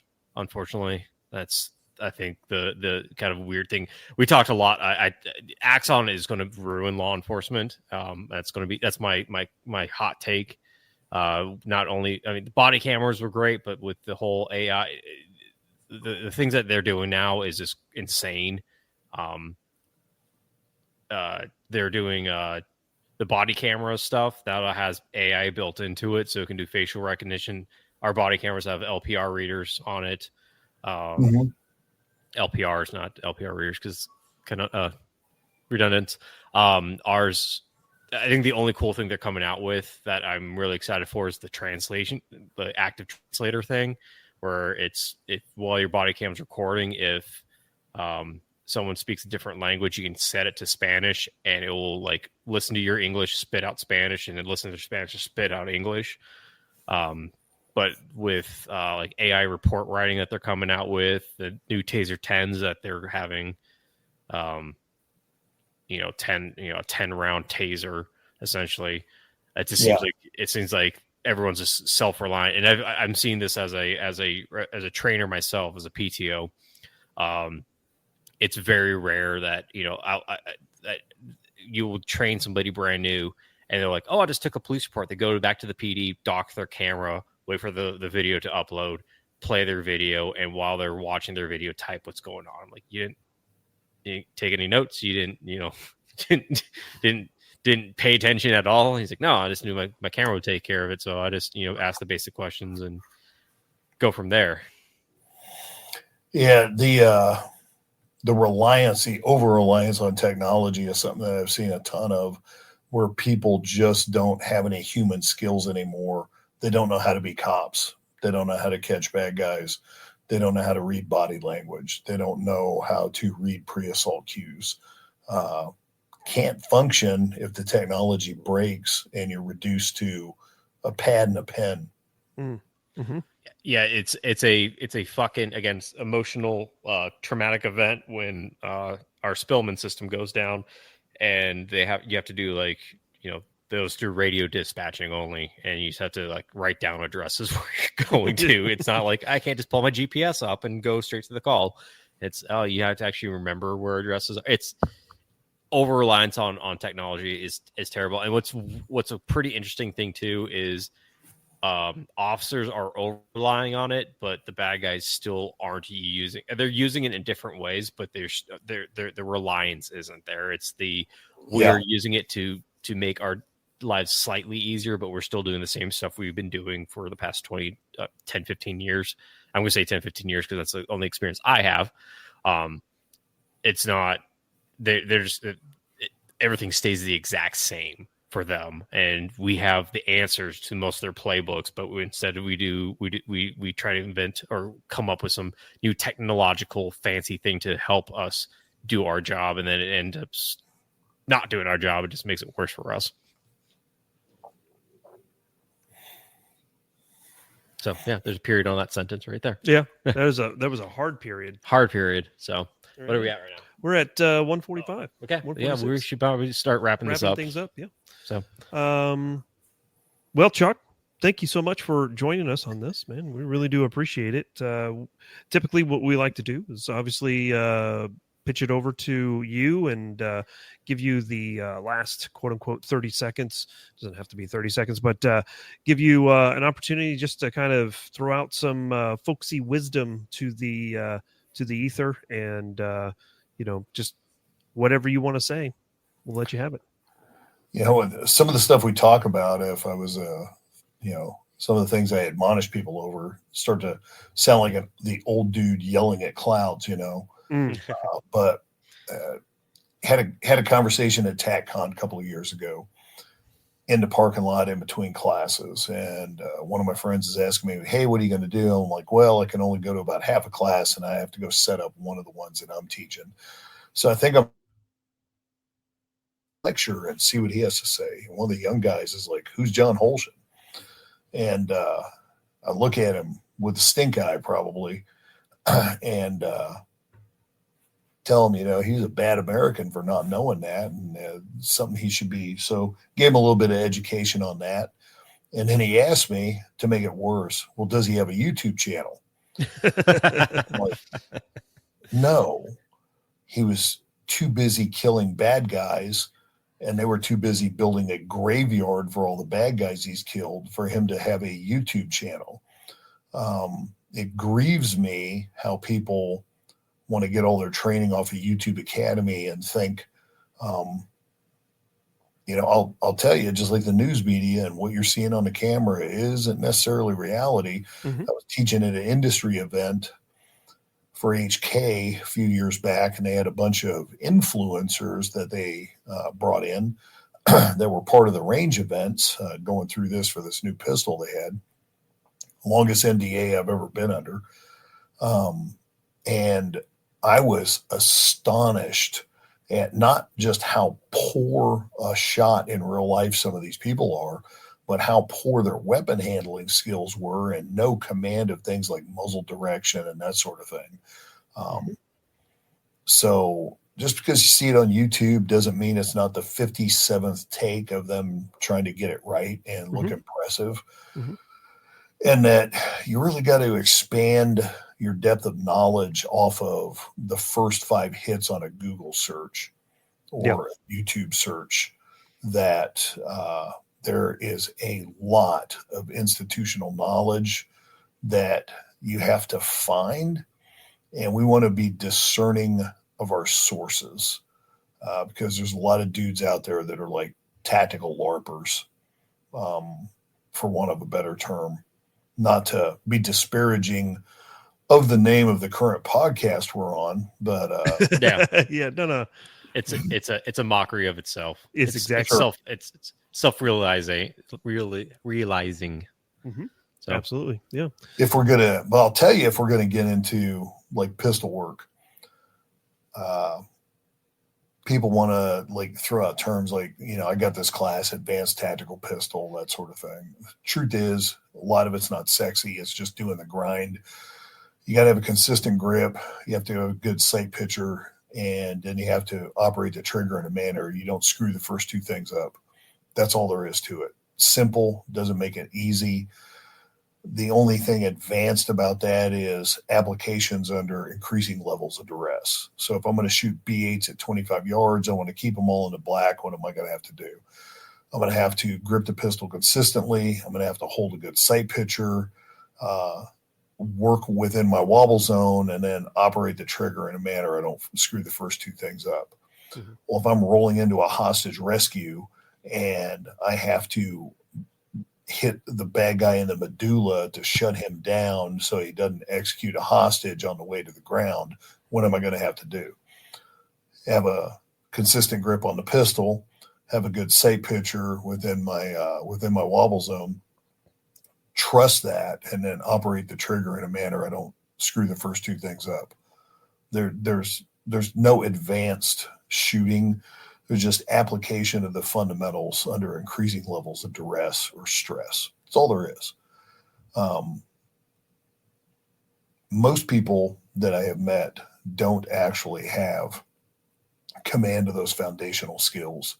So do self-assessments, be realistic with what your skill level is, and realize that it's perishable, and that I guess a lot of the stuff you see on YouTube is straight up bullshit. So eschew the flash and go for actual substance would be my advice. Yeah, for sure. That's a very well-rounded approach for sure. What you got there? I was going to say, like, read a book. Read a book. That's what I mean. I don't have anything flashy or sexy this go around.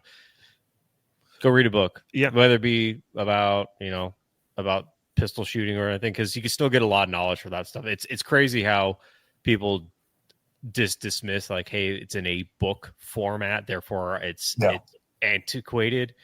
There's still a lot of good information and literature and writing. It's actually probably going to be better than what you find on YouTube, because someone probably pieced it together in like 45 minutes in their basement because they have a deadline they want, rather than someone's life work being put out and say, hey, I've been doing this for 20 years. Here's what I found, and here's my compendium of knowledge. And so and that's one last question I'm going to pitch over to Chuck here is if there's one book that you would encourage anyone listening to read from your perspective, what would it be? Man, that's tough. That's tough. Because that you didn't even specify like firearms training or anything like that. Yeah, I would say in the course of what we've discussed in this podcast, obviously we've talked about revolvers, we talked about personal defense situations and stuff like that. I would say kind of in that ballpark, we'll just say pistol fighting. If there's a pistol fighting book that's out there that you highly recommend, what would it be? man, there's so many good ones. I mean, it turns into everybody I know that's really into this and is a serious student has a bit of a library. So I can't narrow it down to one. But if I was going to say a modern one, easy to access that you could get your hands on, as far as training, probably Paul Howe's Leadership and Training for the Fight. Okay. If you were looking specifically more at pistol shooting, I would look at Kyle Lamb's book on, because Sergeant Major might know a few things about shooting a pistol under duress. That would be one that I don't see a lot of people recommend. It's actually a really good, like anybody could pick it up, plug and play, read it, and have a pretty good, well-rounded knowledge of what we're talking about. Mm-hmm. But if you're really going to dig into this stuff, you're going to end up with a small library, probably at least a dozen books that you're going to dig into because, like Jim Cirillo's Guns, Bullets, and Gunfights, kind of a must read. Bill Jordan's No Second Place Winner, knowing where we come from and why, to establish some of the things that we've got going on. That's a good read. It's, man, pinning it down to one book. I would have to sit there and really think about that and I don't know, email you next week or something like that. Really intelligent answer, but off top of my head, I would tell you, I forget what his pistol book is. Like Kyle Lamb wrote Green Eyes, Black Rifles, and then I want to say his pistol book is like Stay in the Fight or something like that. But it's the pistol version of his fighting rifle book he wrote. Yep. Highly recommend that one. Good. Okay. Yeah.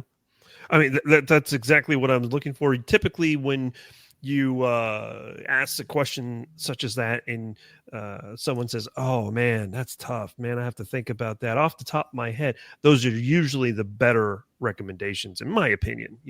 I'm sure that there's some other recommendations that are probably really good as well if you think about it. But usually that, I would say, in my experience, there's so many good ones and guys that, people that are like maybe nowadays and because of YouTube and things like that, they don't even know of. But like Dave Spalding has a couple of handgun books.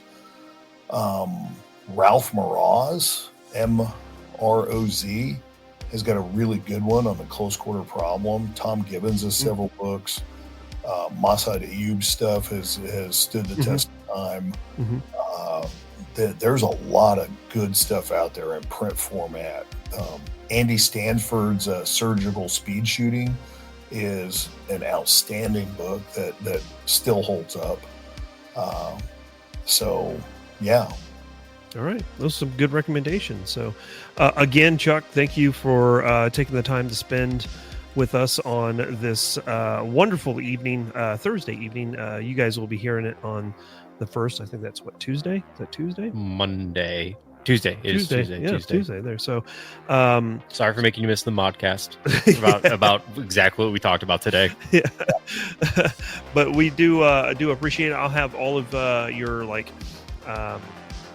contact information, not contact information, but your not necessarily socials, but your site at the very least. So if anyone's interested in looking into getting into some low light or some OC or some backup pistol training, they can definitely look you up and check you out. So anything else, Jefe?